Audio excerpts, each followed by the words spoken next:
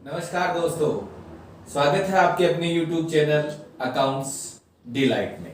दोस्तों, हम लोग जो चर्चा कर रहे थे, अपन पढ़ रहे थे अकॉर्डिंग टू 11th क्लास और जूनियर अकाउंटेंट और फर्स्ट ग्रेड कॉमर्स के अकॉर्डिंग हम लोग जो पढ़ रहे थे वो था अपना लेखांकन एक परिचय, जिसमें दोस्तों हम लोगों ने जो पढ़ा था कि लेखांकन का इतिहास क्या है, और इसके बाद इसमें जो अपन ने पढ़ा वो इसका अर्थ अपन ने देखा कि अर्थ में क्या क्या चीजें इसकी छुपी हुई है, इसकी प्रोसेसिंग क्या है, वो सब बातें अपन ने इसमें क्लियर की थी। आज अपन जो लोग पढ़ रहे हैं वो है अपना लेखांकन की अवधारणाएं। मोस्ट इंपोर्टेंट टॉपिक है, वीडियो को अंत तक देखना है, अधिक से अधिक शेयर करना है और जहां तक पॉसिबिलिटी हो चैनल को सब्सक्राइब जरूर करना है। दोस्तों, इस लेखांकन की अवधारणा से मोस्टली कंपटीशन एग्जाम में एक या दो क्वेश्चन कंफर्म पूछे जाते हैं। शर्त इतनी है कि इनके बारे में अपने को डिटेल पता होनी चाहिए।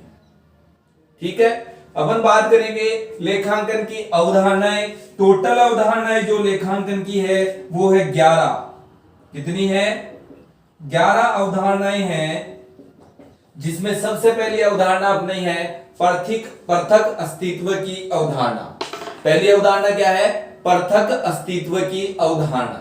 देखो, नाम से ही इसका मीन्स निकल के आ रहा है, पृथक अस्तित्व की अवधारणा। पृथक का मतलब अलग, अस्तित्व का मतलब उसका खुद का अस्तित्व की अवधारणा, जिसको अपन सत्ता की अवधारणा भी कहते हैं। पृथक अस्तित्व की अवधारणा का मतलब होता है कि बिजनेस का जो ओनर होता है और जो बिजनेस होता है, दोनों का अस्तित्व अलग अलग होता है। दोनों एक दूसरे में अलग अलग हैं। बिजनेस और बिजनेस का मालिक दोनों क्या है? अलग अलग है। यानी व्यवसाय और व्यवसाय के स्वामी दोनों का अस्तित्व क्या होता है? अलग अलग होता है, अकॉर्डिंग टू पृथक अस्तित्व अवधारणा। दूसरी बात, इसी अवधारणा के आधार पर व्यवसाय का मालिक या व्यवसाय का स्वामी अपना नाम अपने बिजनेस की बुक्स में यूज नहीं करता है। कभी भी अपना नाम अपनी बुक्स में नहीं लिखता है। किस अवधारणा के कारण? पृथक अस्तित्व अवधारणा के कारण। और इसी अवधारणा के कारण व्यवसाय का जो स्वामी होता है वो व्यवसाय का देनदार और व्यवसाय का लेनदार हो सकता है। मोस्ट इंपोर्टेंट बातें हैं, सब कुछ ध्यान में रखना है। क्वेश्चन क्या बन सकता है? किस अवधारणा के कारण व्यवसाय का स्वामी व्यवसाय का देनदार और लेनदार होता है? पृथक अस्तित्व अवधारणा। पृथक अस्तित्व अवधारणा। तो अपन ने क्या लिखा, क्या पढ़ा? पृथक अस्तित्व अवधारणा क्या कहती है? इस अवधारणा के अनुसार व्यवसाय का स्वामी और व्यवसाय दोनों का अस्तित्व क्या होगा? अलग अलग होगा। इसी अवधारणा के अनुसार एक व्यवसायी या एक स्वामी अपनी पुस्तकों में अपना नाम या व्यवसाय की पुस्तकों में अपना नाम नहीं लिखता है। ठीक है। दूसरी बात, इसी अवधारणा के आधार पर एक व्यवसाय का स्वामी व्यवसाय का देनदार और लेनदार हो सकता है। समझ गए मेरी बात? आगे चलते हैं। दूसरी अवधारणा है मुद्रा मापी अवधारणा। इसी अवधारणा में मैं एक बात और क्लियर कर दूं, अपना नाम अपनी पुस्तकों में नहीं लिखता है तो फिर क्या लिखता है? वह अपने नाम की जगह यूज करेगा या तो किसको? कैपिटल को, या यूज करेगा किसको? ड्राइंग्स को। क्योंकि ये दोनों ही क्या है? ये दोनों ही पर्सनल अकाउंट है। कौन से अकाउंट है? पर्सनल अकाउंट है। दिमाग में रखना है हमेशा, कैपिटल और ड्राइंग्स हमेशा कौन से अकाउंट की काउंटिंग में आते हैं? पर्सनल अकाउंट की काउंटिंग में इन्हें किया जाता है। और ये पर्सनल भी कौन से हैं? रिप्रेजेंटेटिव पर्सनल अकाउंट है। ये प्रतिनिधि पर्सनल या व्यक्तिगत खाते इन्हें कहा जाता है पर्सनल अकाउंटिंग। ठीक है ना? तो कौन से है? रिप्रेजेंटेटिव पर्सनल अकाउंट है ये, जो कि व्यवसाय के मालिक का रिप्रेजेंटेटिव करते हैं। उनका प्रतिनिधित्व कौन करता है? कैपिटल और ड्राइंग्स। ठीक है, आगे चलते हैं। दूसरी है अपनी मुद्रा मापी अवधारणा। दूसरी अवधारणा कौन सी है? मुद्रा मापी अवधारणा। दोस्तों, मुद्रा मापी अवधारणा का इसका भी देखो मीन्स जो है नाम से ही निकल के आ रहा है। मनी मेजरमेंट कंसेप्ट इसे अपन बोलते हैं। मुद्रा मापी अवधारणा का मतलब हो गया कि व्यवसाय में केवल मात्रात्मक व्यवहारों का ही लेखा होगा, लेखा किया जाएगा, गुणात्मक व्यवहारों का नहीं। क्या है कंसेप्ट? क्या कहता है कंसेप्ट? कहता है कि व्यवसाय में केवल और केवल मात्रात्मक व्यवहारों का ही लेखा किया जाएगा, गुणात्मक व्यवहारों का लेखा नहीं किया जाएगा। किस अवधारणा के अनुसार? मुद्रा मापी अवधारणा के अनुसार। यानी ऐसे व्यवहार जिन्हें अपन मुद्रा में माप सकते हैं, जिन्हें अपन मुद्रा में माप सकते हैं या जिनकी कंडीशन क्या है, आर्थिक है, उन्हें अपन केवल और केवल उनको दर्ज करेंगे। जिनका व्यवहार गुणात्मक है उन्हें अपन पुस्तकों में दर्ज नहीं करेंगे। एग्जाम्पल से मैं बताऊं, एक तो है राम को माल बेचा और एक है राम ईमानदार है। एक तो है राम को माल बेचा और एक है राम ईमानदार है। ठीक है ना? तो इसमें तो देखो क्या हो रहा है, मुद्रा का नाम आ रहा है, माल बेचेंगे तो पैसे लेंगे, सीधी सी बात है। तो इसमें तो मुद्रा आ गई, तो ये तो ट्रांजैक्शन बन गया, इसको लिखना भी पड़ेगा पुस्तकों में। लेकिन राम ईमानदार है, इसमें कौन सा आया? गुणात्मक व्यवहार आ गया, और गुणात्मक व्यवहारों का लेखा कभी भी पुस्तकों में नहीं किया जाता है।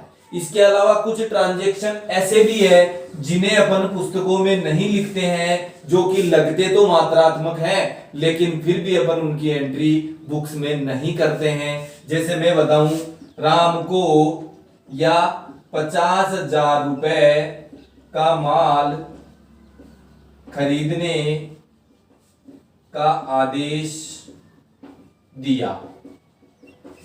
50,000 रुपए का माल खरीदने का आदेश दिया। तो ध्यान रखना, आदेश से संबंधित जो लेन देन होते हैं उनकी कोई एंट्री नहीं होती है। दूसरी बात, राम को 5,000 रुपए में टाइपिस्ट रखा। राम को 5,000 रुपए वेतन पर टाइपिस्ट रखा। ये भी ट्रांजैक्शन नहीं है, क्योंकि अभी अपन ने देखो दोस्तों रखा ही है, उसको 5,000 रुपए अपन ने दिए नहीं है। ट्रांजैक्शन वही होता है जो दो व्यक्तियों के मध्य होता है, या तो दोनों साइड से क्या हो जाए, लेन देन हो जाए, या एक साइड से लेन देन हो, चाहे वो हो माल का, चाहे वो पैसों का, किसी का भी हो, वन साइड ट्रांजैक्शन होना जरूरी है। जब तक वन साइड ट्रांजैक्शन नहीं होगा तब तक वो लेन देन नहीं बनेगा, व्यवहार नहीं बनेगा। व्यवहार वही बनेगा जिसमें वन साइड या टू साइड क्या हो, ट्रांजैक्शन हो। उन्हीं व्यवहारों का लेखा अपन क्या करेंगे, अपनी बुक्स में करेंगे। किसके अकॉर्डिंग? मुद्रा मापी अवधारणा के अनुसार। समझ में आया नहीं आया? वीडियो को अंत तक देखना है, मोस्ट इंपोर्टेंट टॉपिक है जूनियर अकाउंटेंट के लिए, तो बहुत मोस्ट इंपोर्टेंट है। ठीक है, आगे अपन पढ़ते हैं अपना अगला है लागत अवधारणा। लागत अवधारणा क्या कहती है?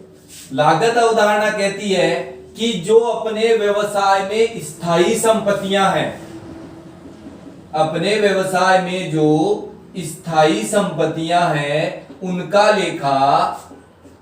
लेखा लागत मूल्य पर ही किया जाएगा। किस पर किया जाएगा? लागत मूल्य पर ही किया जाएगा, ना कि बाजार मूल्य पर। किस अवधारणा के अनुसार? लागत अवधारणा के अनुसार। लागत अवधारणा क्या कहती है कि बिजनेस की जो स्थायी संपत्तियां हैं, फिक्स असेट्स जो है, machine, fridge, cooler, building, land and building जो है, उनका जो लेखा होगा वो किस पर होगा? लागत मूल्य पर ही होगा, बाजार मूल्य पर नहीं। समझ रहे हो ना मेरी बात? यानी बिजनेस में स्थायी संपत्तियों का जो लेखा होगा वो लागत मूल्य पर ही किया जाएगा, ना कि बाजार मूल्य पर। किसके अनुसार? लागत अवधारणा के अनुसार। जैसे एग्जाम्पल में लिखूं, एक मशीन है जिसकी कॉस्ट कितनी है, 4 लाख रुपए है। आपने क्या किया, मशीन का 1/4 भाग आपने बेच दिया 1,20,000 रुपए। कितने में बेचा, 1/4 भाग आपने क्या कर दिया, सेल कर दिया 1,20,000 रुपए में। और इस मशीन की जो शेष मशीन जो है उसकी मार्केट प्राइस जो प्रेजेंट टाइम में है वो है आपकी 2 लाख या 3,90,000 रुपए। तो बताओ मशीन की एंट्री होगी या मशीन का लेखा होगा 3,90,000 रुपए पर या 3,80,000 रुपए पर या 4 लाख पर या 1,20,000 पर। तो इसकी जो एंट्री होगी वो कितने पे होगी, 2,80,000 रुपए पर इसकी एंट्री की जाएगी। क्यों, क्योंकि क्या कह रहा है, लागत अवधारणा क्या कह रही है, या इसका मूल्य मैं ऐसे कर दूं कि मार्केट प्राइस कितनी है 1,90,000 जबकि कॉस्ट प्राइस कितनी है 2,80,000। तो इसकी एंट्री आपको किस पे करनी है, 2,80,000 पे एंट्री करनी है, ना कि 1,90,000 पे। अब आप कहोगे कि सर मार्केट मूल्य यानी बाजार मूल्य और लागत मूल्य में से जो कम होगा उस पे होगी ना। वो रूल फॉलो होता है किस पर दोस्तों, वो रूल फॉलो होता है किस पर, स्टॉक पर। यहां स्टॉक होता तो बाजार मूल्य और लागत मूल्य में से जो कम होगा वो अपन काम में लेंगे अकॉर्डिंग टू रूढ़िवादिता अवधारणा। कौन सी अवधारणा, रूढ़िवादी अवधारणा। ये स्टॉक पर फॉलो होती है, किस पर फॉलो होगी, स्टॉक पर फॉलो होगी। लेकिन जब असेट्स, फिक्स असेट्स की जहां बात आ जाती है वहां हमेशा उसकी जो एंट्री होगी वो किस पर होगी, वो होगी उसके लागत मूल्य पर। समझ रहे हो ना मेरी बात, यानी फिक्स असेट्स की जो एंट्री की जाएगी, फिक्स असेट्स का जो लेखा किया जाएगा वो उसके लागत मूल्य पर ही किया जाएगा। इसीलिए दोस्तों अपन पर ईयर जो असेट्स पे जो डेप्रिसिएशन लगाते हैं वो उसकी अकॉर्डिंग टू उसकी कॉस्ट प्राइस ही लगाते हैं। अकॉर्डिंग टू कॉस्ट प्राइस के अकॉर्डिंग ही उस पर डेप्रिसिएशन लगाया जाता है। समझ रहे हो मेरी बात। तो वो कौन सी अवधारणा है, लागत अवधारणा। ठीक है, अगली अवधारणा अपने पास क्या है, अगली अवधारणा है अपने पास द्विपक्षीय अवधारणा। कौन सी अवधारणा, द्विपक्षीय अवधारणा। द्विपक्षीय अवधारणा का मतलब हो गया कोई भी व्यवहार होगा जो अभी अपन ने पढ़ा था मात्रात्मक व्यवहार, कोई भी मात्रात्मक व्यवहार जो होगा उसके कितने पक्ष होंगे, 2 पक्ष होंगे। कितने पक्ष, 2 पक्ष, एक डीआर का और एक सीआर का। कोई भी व्यवहार जो होगा, कोई भी जो मात्रात्मक ट्रांजैक्शन होगा उसके कितने साइड होंगे, 2 साइड होंगे, एक साइड डेबिट का और एक साइड क्रेडिट का। ठीक है ना। और इसी अवधारणा के अनुसार बैलेंस शीट जो अपनी होती है उसके दोनों साइड का जो टोटल होता है वो हमेशा क्या आता है, बराबर आता है। किस अवधारणा के अनुसार, द्विपक्षीय अवधारणा के अनुसार बैलेंस शीट के दोनों साइड का टोटल हमेशा क्या आएगा, बराबर आएगा। क्वेश्चन क्या बन के आता है, किस अवधारणा के अनुसार बैलेंस शीट के दोनों साइड का टोटल हमेशा बराबर आता है, द्विपक्षीय अवधारणा। द्विपक्षीय अवधारणा के अनुसार बैलेंस शीट के दोनों साइड का टोटल हमेशा क्या आता है, बराबर आता है। और प्रत्येक ट्रांजैक्शन के कितने पक्ष होते हैं, 2 पक्ष होते हैं, एक डेबिट का और एक क्रेडिट का। ठीक है, अगली बात करते हैं अपन उपार्जन की अवधारणा की बात अपन करें तो उपार्जन की अवधारणा क्या कहती है। उपार्जन की अवधारणा कहती है कि कोई भी इनकम हो, उपार्जन की अवधारणा क्या कहती है, कोई भी इनकम है या इनकम हो उसका लेखा उससे संबंधित वर्ष में ही होगा।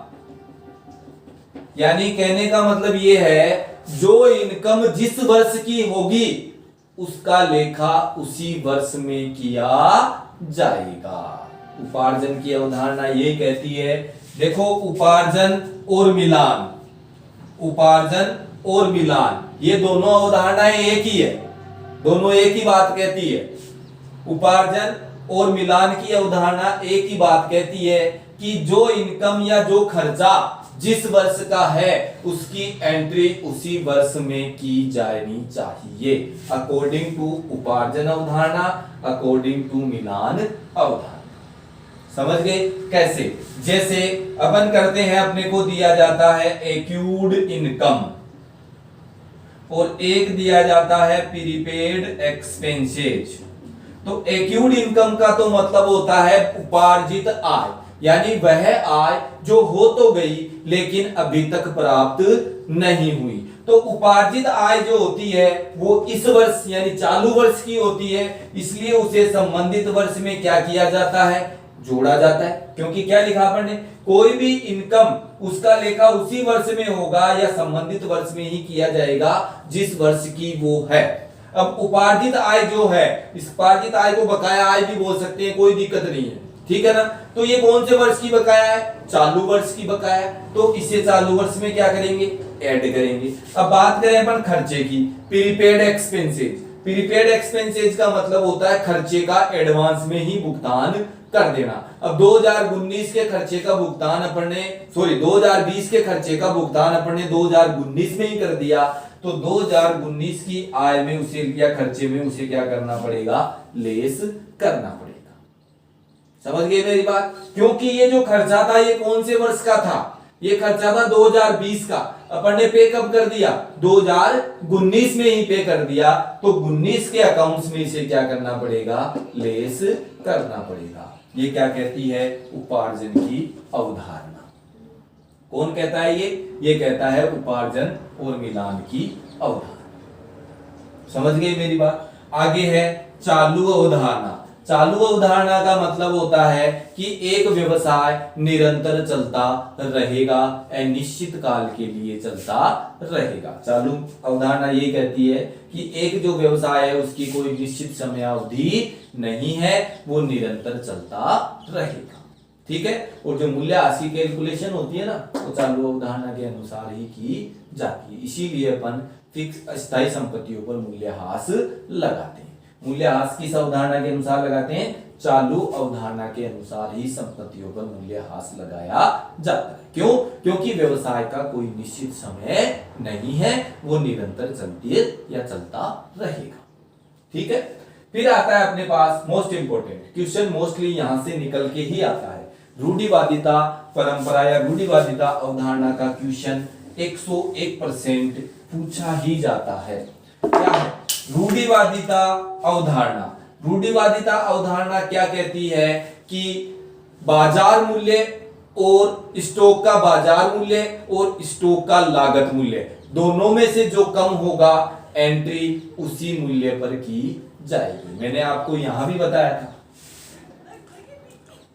यहां पर भी बताया था, लेकिन यहां पर बात किसकी कर रहे थे, स्थायी संपत्ति की बात कर रहे थे। स्थायी संपत्ति के लिए तो मैंने कहा था कि एंट्री हमेशा लागत मूल्य पर ही होगी, लेकिन रूढ़िवादिता परंपरा के अनुसार स्टॉक की अपन बात करें तो क्या कह रहा है, स्टॉक कहा जाता है कि मार्केट मूल्य यानी बाजार मूल्य और लागत मूल्य दोनों में से जो कम होगा उस पर ही एंट्री की जाएगी, किसकी, स्टॉक की, अकॉर्डिंग टू रूढ़िवादिता अवधारणा।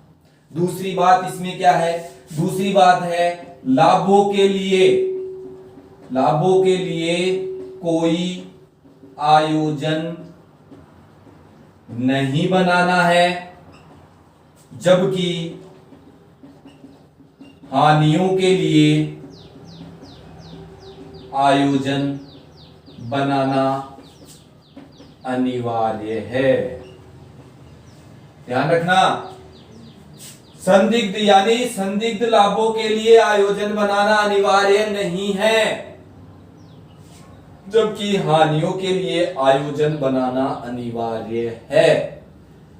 इन फ्यूचर कोई भी हानि हो सकती है, उसके लिए प्रेजेंट से क्या करना पड़ेगा, आयोजन बनाकर चलना पड़ेगा, ठीक है, लेकिन लाभों के लिए कोई आयोजन बनाना अनिवार्य नहीं। ठीक है, तो ये क्या कहता है, रूढ़िवादिता की अवधारणा। Provision for bad debts, provision for discount, provision for repair and maintenance, provision for discount, ये सब कौन सी अवधारणा कहती है, रूढ़िवादिता अवधारणा कहती। ठीक है ना। फिर है समयावधि नहीं सॉरी लेखांकन अवधि है ये, लेखांकन अवधि अवधारणा। लेखांकन अवधि अवधारणा क्या कहती है कि प्रत्येक व्यवसाय की एक लेखांकन अवधि होगी, प्रत्येक व्यवसाय की एक लेखांकन अवधि होगी। ये कौन कहता है, लेखांकन अवधि अवधारणा। ठीक है, क्या कहती है लेखांकन अवधि अवधारणा कि प्रत्येक व्यवसाय की एक लेखांकन अवधि होगी और वो अवधि मोस्टली कितने महीने की होगी, 12 मंथ की। अब अवधि जो है वो दो तरीके की हो सकती है, एक तो अप्रैल टू मार्च, तो ये तो हो गया फाइनेंशियल ईयर। एक हो सकती है जनवरी टू दिसंबर, जनवरी टू दिसंबर, ये हो गया अपना कैलेंडर ईयर। किसी भी ईयर में किसी भी टाइम में हो सकती है, समझ गए। फिर क्या है, पूर्ण प्रकटीकरण की अवधारणा। पूर्ण प्रकटीकरण की अवधारणा क्या कहती है, पूर्ण प्रकटीकरण की अवधारणा कहती है कि प्रत्येक ट्रांजैक्शन का लेखा करना जरूरी है। पूर्ण प्रकटीकरण की अवधारणा, पूर्ण प्रकटीकरण पूरी तरह से प्रकट करना, पूरी तरीके से प्रकट करना, यानी इसका कहने का मतलब है कि अपने व्यवसाय में जो भी ट्रांजैक्शन होते हैं सबकी एंट्री करना जरूरी है। ये क्या कौन कहता है, पूर्ण प्रकटीकरण की अवधारणा कहती है। ठीक है, इसी का एक एग्जाम्पल है, अच्छा एग्जाम्पल है, इसी अवधारणा के आधार पर संदिग्ध दायित्व कॉन्टिजेंट लायबिलिटीज को बैलेंस शीट के नीचे फुट नोट के रूप में दिखाया जाता है। क्वेश्चन क्या बनता है, संदिग्ध दायित्व को फुट नोट के रूप में किस अवधारणा के आधार पर दिखाया जाता है, पूर्ण प्रकटीकरण की अवधारणा के आधार पर दिखाया जाता है। समझ रहे हो मेरी बात। पूर्ण प्रकटीकरण की अवधारणा क्या कहती है कि प्रत्येक व्यवहार का लेखा या उसको प्रकट करना जरूरी है, कहां, अपनी बुक्स में। इसीलिए संदिग्ध दायित्व को बैलेंस शीट के नीचे फुट नोट के रूप में दिखाया जाता है। ठीक है, तो ये हो गई अपनी पूर्ण प्रकटीकरण की अवधारणा। आगम अवधारणा क्या कहती है, आगम अवधारणा कहती है कि प्रत्येक इनकम का लेखा, व्यवसाय की प्रत्येक इनकम का लेखा उसके आगम के आधार पर किया जाता है। व्यवसाय की प्रत्येक आगम, आगम का मतलब इनकम, प्रत्येक आय का लेखा उसकी आगम, आगम के अनुसार प्राप्ति के अनुसार किया जाएगा। और ये कहता है अकाउंटिंग स्टैंडर्ड 9। आगम अवधारणा क्या है, अकाउंटिंग स्टैंडर्ड 9। ठीक है दोस्तों, तो ये थी अपनी अवधारणाएं। वीडियो को अंत तक देखना है, अधिक से अधिक शेयर करना है। मोस्ट इंपोर्टेंट टॉपिक है, मोस्टली जूनियर अकाउंटेंट के लिए। यहां से 2 क्वेश्चन 101% निकल के आते हैं, और जो मैंने बातें बताई हैं उनसे बाहर क्वेश्चन पूछा भी नहीं जाएगा, क्योंकि मैं क्या है, केवल क्वालिटी पे विश्वास करता हूं, क्वांटिटी पे विश्वास नहीं करता हूं। जो बातें आने वाली है, जो कंपटीशन लायक बातें हैं, वो सारी मैंने यहाँ क्लियर की है और आपके सामने रखा है। इनमें किसी भी प्रकार का कोई डाउट आपके हो तो मुझे कमेंट्स करके बताना। मैं आपकी सेवा में हमेशा हाजिर रहूंगा और इसी तरह मैं आपको अच्छे से अच्छा मैटर अवेलेबल करवाते रहूंगा। तब तक के लिए धन्यवाद।